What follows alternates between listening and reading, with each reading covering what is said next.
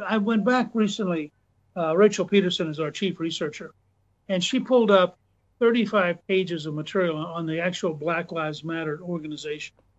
And Hmm. when he's founded by three Marxists, and when you read about their real beliefs, you begin to understand they live in an alternative worldview. They live in a world where the police are really very dangerous, and they don't quite have an explanation for all the other people who get killed. Because if you're an African American male, you're 300 times more likely to be shot by a criminal than by the police. But that doesn't matter because the police are an extension of the authoritarian power of the white male-dominated culture, which is what they're really mad about. This has come up with almost all of my guests because everyone at this point basically agrees that the media is crumbling. They've done this to themselves. They seem to double down every time instead of having a moment of Yep. self-reflection. But are you worried that if the New York Times fails, if CNN, if just the media, and then the rest of the institutions, because that then spreads to academia and everywhere else, that if these institutions all crumble, we almost have no way of having a national ethos at some level? Well, look, I think there are other institutions that emerge. I think there's an amazing amount of information now on the internet through Facebook and YouTube and a variety, Twitter, although Twitter's there's a lot of hostility in it. But, uh, and then you have places like C-SPAN, which really are remarkably neutral. In fact, I have watched several Trump speeches on C-SPAN. You also have an ability to stream things. The president streams a lot of his speeches, and puts to now watch his speeches as streamed from the White House. We also, frankly, during the lockdown, got into watching both St. Peter's and the Basilica in Washington because they were streaming mass. So you're entering a Hmm. world of dramatically more media, not less media, just as your show is another example of more media, not less media. But we're going to have a really deep split because we're in the middle of a cultural civil war. And there's just no question in my mind that this is the most divided we've been since the election of Lincoln in 1860 and his reelection in 1864. And that part of the reason I wrote Trump and the American Future is that I really do believe that what happens this fall may do more to shape America's future than any election since 1864. And I say that because I think that the Biden, Pelosi, Schumer team will be so radical that we would not recognize the country within 2 or 3 years. They would have moved us so far to the left.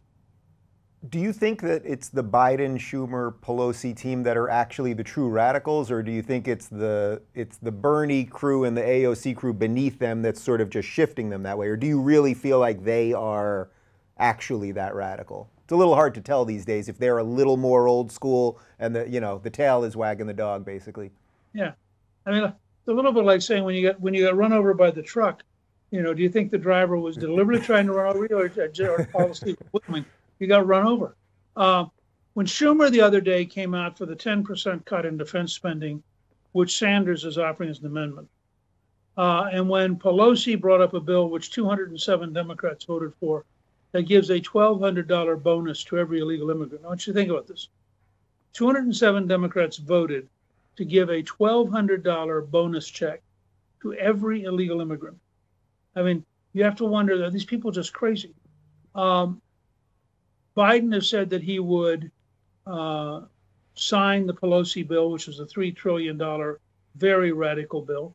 Um, you certainly didn't see Biden criticizing the looters and the violence. In fact, 13 of Biden's staff actually helped bail out looters and violent people in Minneapolis. So I think there's a pattern in Trump and the American Future.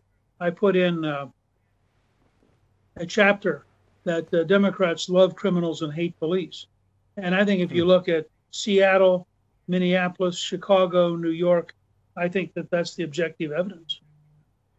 So as we watch these progressive cities crumble, the several you just named there, and we can go on the list, all the cities with the worst violence and the worst gun violence and the highest rates of murders, they're all, I think 19 out of 20 or something like that, are progressive run cities.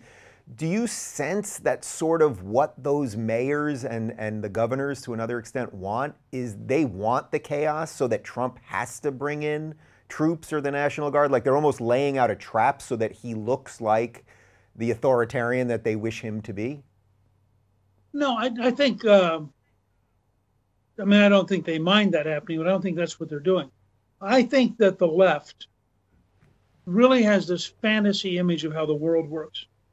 And they really think that if only there were no policemen, it's sort of like the Democratic mayor of Seattle who said that we were going to have a summer of love when they created the autonomous district. Now, 4 people got killed and she gave up on that.